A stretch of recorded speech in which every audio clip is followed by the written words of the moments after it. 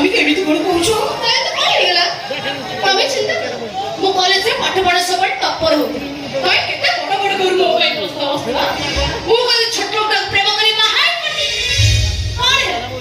गोटे टंका कोई मोते आता बकर हाथ पदे भिके में पड़छे भिको ई बोले तमे मते बारे के बहुत बड़ भूल करछ आ मोर भी रोसर न थाई तुमको बागा बाटा मस्त बड़ बोल ही जाईची मो के तो एडजस्ट करि पाइबिनी ओ सिद्धांत नहीं छी माने ए घर छोड़ी समुद्र पाई चली जिबी कोन करिबो तू घर छाड़ी चली जेबो हले को छाड़ी चली जेबो हले कोन के जेबो तो ए आपको भी चली जिबी नहीं बा तू किछि ना शांति रे बंचित पारी देखो ना तुम भूल सिद्धांत रहुछ जे सासु घरे शांति रे रहि पारिनी ताको पृथ्वी रो कोनोसी जगह रे शांति मिलिबनी मो सत कहूची मते छाड़ी गला पर तुम निश्चय अनुताप करिवो अनुताप करी करी पछे मो बाबा घरे मो आत्महत्या कर देबी हले तम भली स्टैंडर्डनेस लोक माने बाहर रहिबेनी आसुची आसुची मो सुन लो बा ए बा रही जा नतुणी बहू पापा इसकी दारुण ये घरु न जिबा पई बरा सब व्यवस्था मु करी आसीची नतुणी बई चली आसो पापा ताकू के पूछा अच्छा कौन व्यवस्था करछ तुम कोन व्यवस्था करछो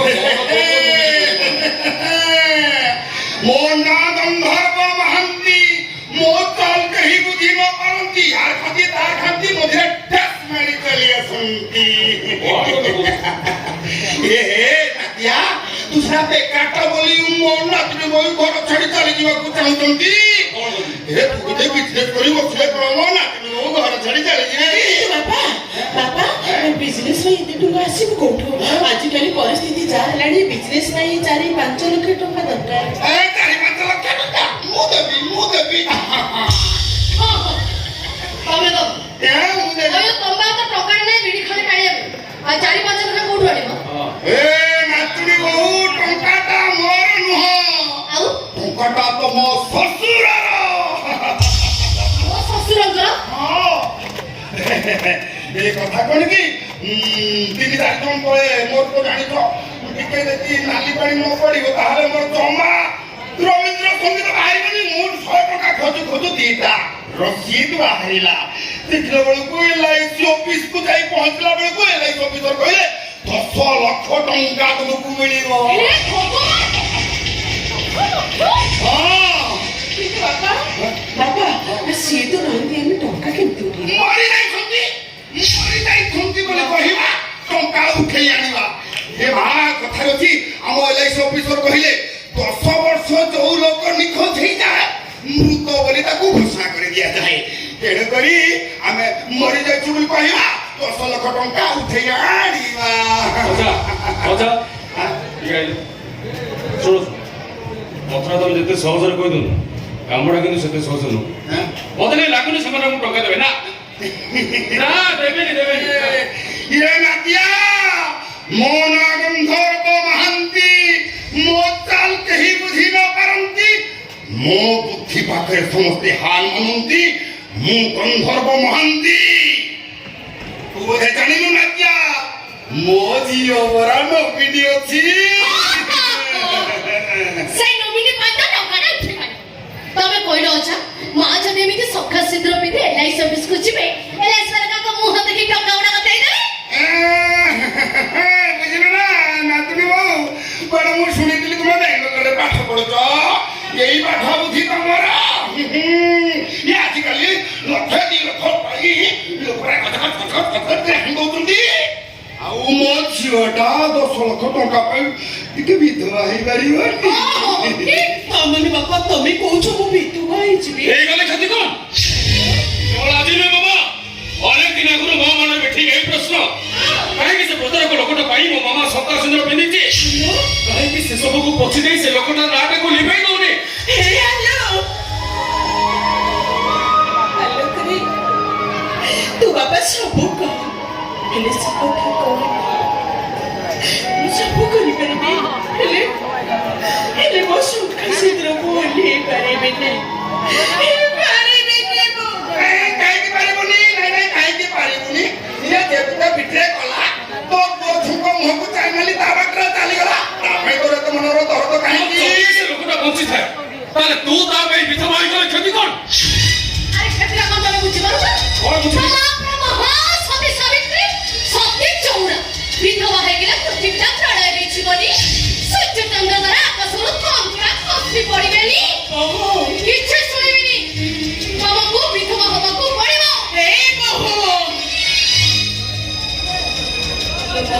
ସମସ୍ତେ କୁହନ୍ତୁ ହେଲେ ତୁ ସେ କଥା କହନି।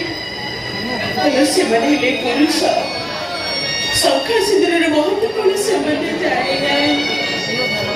ତୁ ନାରୀ, ତୁ କେମିତି ଏମିତି କଥା କହିପାରୁଛୁ? ସେମାନେ ବେଦିରେ ବସି ବାହା ହେଇଥିଲେ, ମୋ ମଥରେ ସିନ୍ଦୁର ହାତରେ ଶଙ୍ଖା ପିନ୍ଧେଇଥିଲେ। ସେ ବଞ୍ଚିଛନ୍ତି କି ମରିଛନ୍ତି ଏଇ କଥା ନ ଜାଣି ମୋ ଶଙ୍ଖା ସିନ୍ଦୁର ଖୋଲିଦେବି କେମିତି? ମୁଁ କହୁଛି ତୋ ବାବା କହୁଛି ବାପା ମରିଯାଇଛନ୍ତି, ଆଉ ଯଦି ବି ସେ ବଞ୍ଚିଛନ୍ତି ତାହେଲେ ମୋତେ ବୁଝାଇ ଦେ। ଏତେ ଦିନ ହେଲା ସେ ଘରକୁ ଆସୁନାହାନ୍ତି କାହିଁକି? ପ୍ରଶ୍ନର ଉତ୍ତର ଦଉନୁ। କାହିଁକି ସେ ବଜାରରୁ କିଣି ଆଣିଥିବା ସେ 10 ଟଙ୍କାର ଶଙ୍ଖା ସିନ୍ଦୁର ପାଇଁ 10 ଲକ୍ଷ ଟଙ୍କାକୁ ତୁ ବାଦରେ ଆଣି ଦଉଛୁ?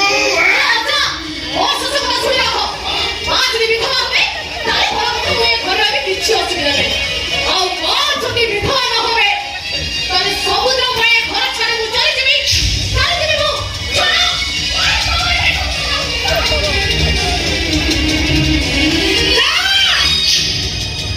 ମାଲିକା ତୁ କାହାର ଚାଲି ଥାଉଛି ସେଇଆ କର, କିନ୍ତୁ ସେ ଯେ ମରିଯାଇଛନ୍ତି ଏଇ କଥା ମୁଁ କେବେ କହିପାରିବିନି। ତୋତେ କହିବାକୁ ହବ ମାମା। ଆଉ ଯଦି ତୁ ଏ କଥା ନ କହୁ ତାହେଲେ ସାଇ ପର୍ସକୁ ଡାକି ମୁଁ ଏ କଥା କହିଦେବି। ତମ ପଶୁପତ୍ରୀଙ୍କ ଦାହ କରି ଶୋଧି ହେବି। ନଟ ହେଇ ମୁଁ ତାକୁ ସାଥ ଦେବି। ଏବେ ଯଦି ସାଇ ପର୍ସା କହିଦେବି ମୋ ବାପା ମରିଯାଇଛନ୍ତି। ତମେ ଏଇପରି ଯାଅ ସମସ୍ତଙ୍କୁ କାହାକୁ କହିବି। ସମସ୍ତଙ୍କୁ କହିଦେବ ଯା, କିନ୍ତୁ ତୁ ଫେରିଲା ବେଳକୁ ତୋ ମାମା ଆତ୍ମହତ୍ୟା କରିଦେଇଥିବ। ରହିଯା ମାମା, ତୋତେ ମୋ ନିୟମ।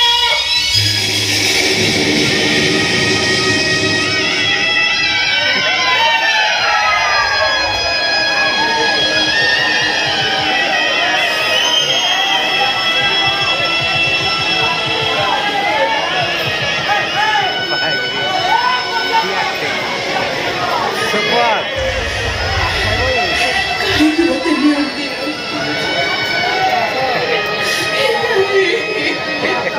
ଏ ମାମା, ବାପା ତ ଯାଇଛନ୍ତି, ଆଉ ତୁ ଯଦି ଚାଲିଯାଉ ତାହେଲେ ମୁଁ ଏଠି କାହା ମୁହଁ ଚାହିଁ ବଞ୍ଚିବି ଲୋ ମାମା। ବାବା ତ ମରିବା କଥା କହି ତୋ ମନରେ ଯଦି ମୁଁ କଷ୍ଟ ଦେଇଛି ତୁ ମତେ କ୍ଷମା କରିଦେ ମାମା, କ୍ଷମା କରିଦେ। ଆରେ ତୁ କେବେ ଆତ୍ମହତ୍ୟା କରିବା କଥା କହିବୁନି, କେବେ କହିବୁନି ଆଉ।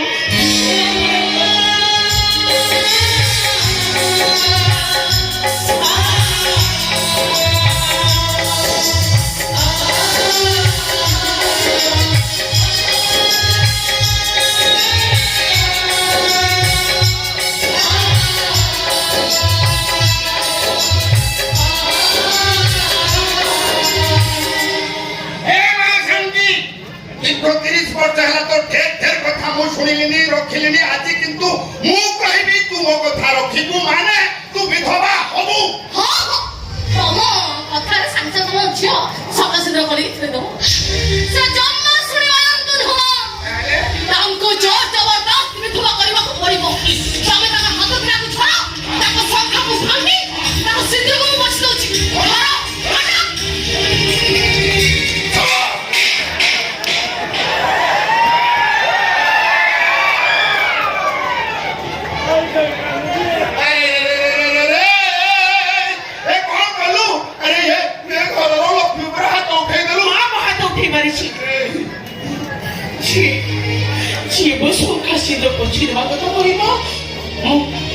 ମୁଁ ତାକୁ ଜୀବନରେ ମାରିଦେବି ଯଦି ମୁଁ ତ ସିନ୍ଦୁର ପୋଛାକୁ କହେ।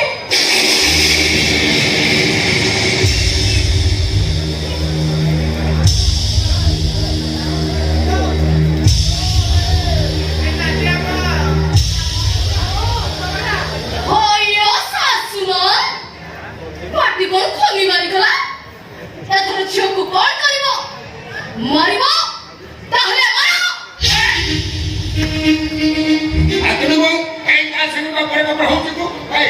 এইଥିରେ ଗୋଟେ ସାଇନ୍ କରିଦବା, ସବୁ ଦଫା ରଫା ହେଇଯିବ। ବାସ୍ ସେ ଦୀର୍ଘ ହବା କି ତମ ନାତୁଣୀକି ତମେ ବୁଝେଇ ଦିଅ। କିଛି କହିବା କଥା ନାତୁଣୀ, ଏଇଥିରେ ଗୋଟେ ସାଇନ୍ ନ କରିଦେଲେ 10 ଲକ୍ଷ ଟଙ୍କା ଆସିପାରୁନି ଏଥିରେ ଗୋଟେ ସାଇଡ୍ ନିହାତି ଆବଶ୍ୟକ। ଏଇଟା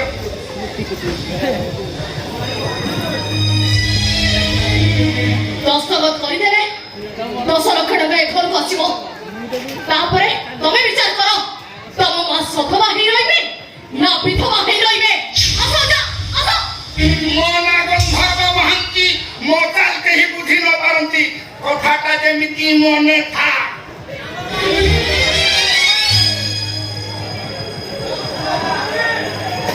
ହେ ଦେଖୁଛୁ କଣ ନେ ଫର୍ମରେ ସାଇନ୍ କରିଦେ।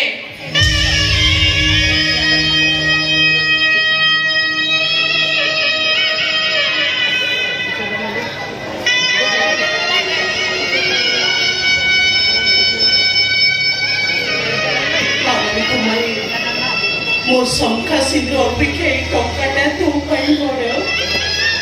ତୁ ବି ସେମାନେ ପରେ ଚାହୁଁଛୁ ମୋ ଜୀବନ ସାରା ଧଳା ଶାଢ଼ୀ ପିନ୍ଧେ। ହଁ ମୁଁ ଚାହୁଁଛି କିନ୍ତୁ ଟଙ୍କା ପାଇଁ ନୁହଁ, ତୋ ସ୍ୱାଭିମାନ ପାଇଁ। ଆରେ କେମିତି ଆସେ ତୁ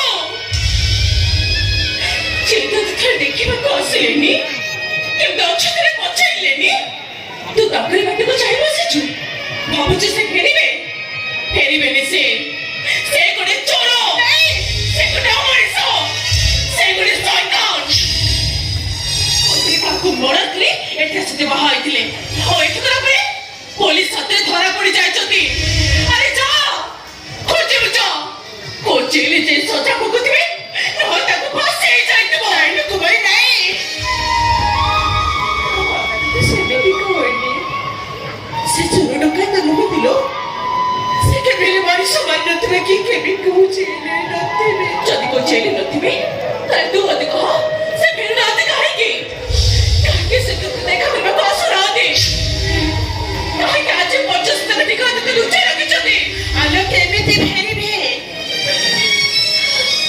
ମୁଁ ପୁରା ତାକୁ ନ ଆସିବାକୁ ନିୟମ ଦେଇଛି।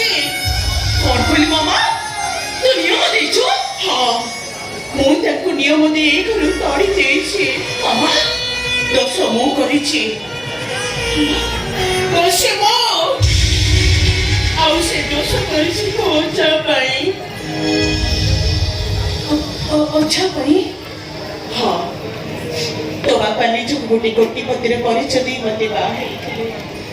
ସେ ଭଲ ଭାବରେ ଜାଣିଥିଲେ, ମିଛ କହିନଥିଲେ ତୋ ଅଜା ମତେ କେବେ ତାଙ୍କ ସହିତ ବାହା ଦେଇନଥାନ୍ତି।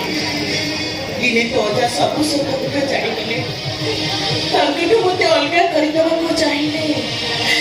କଥାକେ ଛୋଟ ଲୋକ ଭିକାରୀ ଘର ଜୟ କରି ଅପମାନିଲେ। ଏକଥା ମୁଁ ସହି ପାରିଲିନି ଲୋ। ରାଗ ତମରେ କହୁ କହିଦେଲି କୋଟିଏ ଟଙ୍କା ନ ଆଣିବା ଯାଏ ତମେ ଘରକୁ ଫେରିବନି, ନହେଲେ ତମ ଝିଅର ମୁଣ୍ଡ ଖାଇବ। ମାମା ମୋ ନିୟମ ଦେଇ ତୁ ତାଙ୍କଠୁ ବିଦା କରିଦେଲୁ? ବିଦା ସିନା କରିଦେଲି, ହେଲେ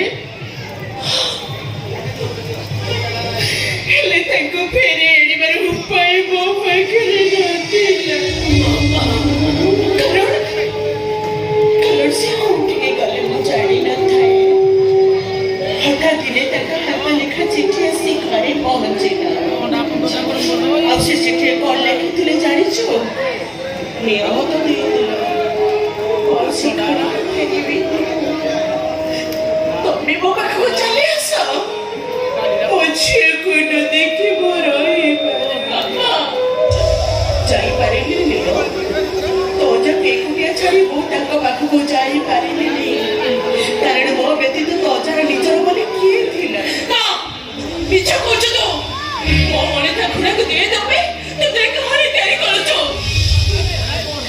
କାହାଣୀ ସିନା ତିଆରି କରିଦେବି, ହେଲେ ସେ ହାତ ଲେଖା ଚିଠିଟାକୁ କେମିତି ତିଆରି କରିପାରିବି? ରଖିଛୁ ତ ସେ ଚିଠିଟାକୁ ମୁଁ ଆଜି ଯାଏ ସାଇତି ରଖିଛି। ଦେଖିବୁ ତ।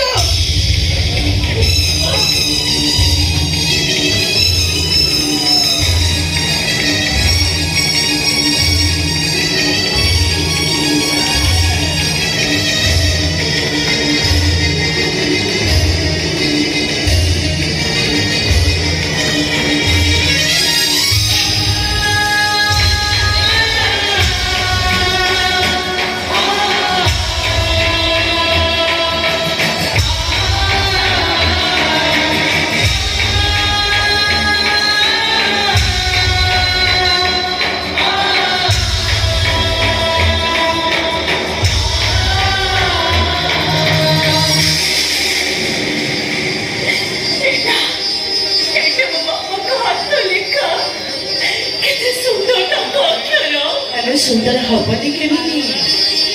ସିଏ ପୁରା ମୋଠୁ ଅଧିକ ପାଠ ପଢିଥିଲେ, ବହୁତ ବଡ ଚାକିରି କରିଥିଲେ, କେବଳ ମୋରି ପାଇଁ ସେ ଚାକିରି ଛାଡ଼ିଦେଲେ। ମାମା ସେ ତତେ ବହୁତ ଭଲ ପାଉଥିଲେ ନା? ନାଇଁ ତ, ମୋ ଅପେକ୍ଷା ସେ ତତେ ବେଶୀ ଭଲ ପାଆନ୍ତି। ଦିନ ରାତି ତତେ ଛାଗରେ ଧରି ବୁଲନ୍ତି। ତୁ ନ ଖାଇଲେ ସିଏ ଖାଆନ୍ତିନି, ତୁ ନ ଶୋଇଲେ ସିଏ ଶୁଣନ୍ତିନି। ସତେ ଯେମିତି ତୁ ତାଙ୍କ ଆଖିର ତାରା ଥିଲୁ। ସବୁବେଳେ ସେମିତି ରାଜକୁମାର ବୋଲି କହୁଥିଲେ, ପରି ବୋଲି କହୁଥିଲେ।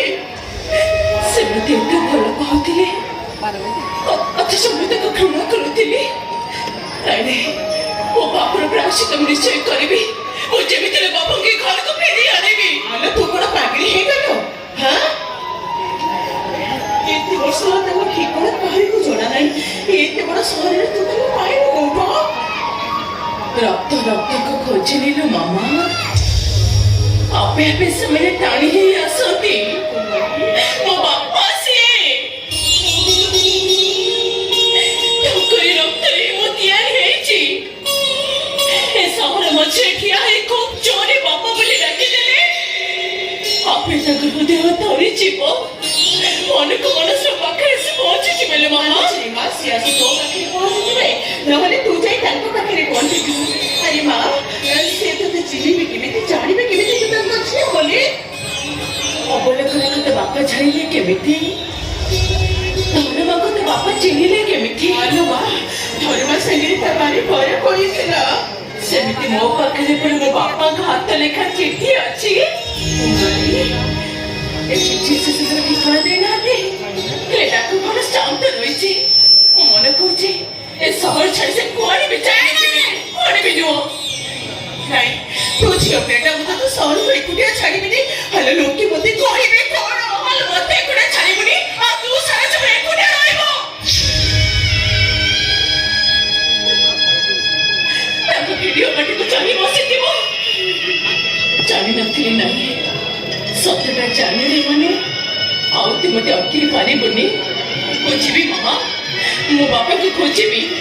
ଆଉ ମନେ କହୁଛି ମୁଁ ତାକୁ ନିଶ୍ଚୟ ଘରକୁ ଫେରି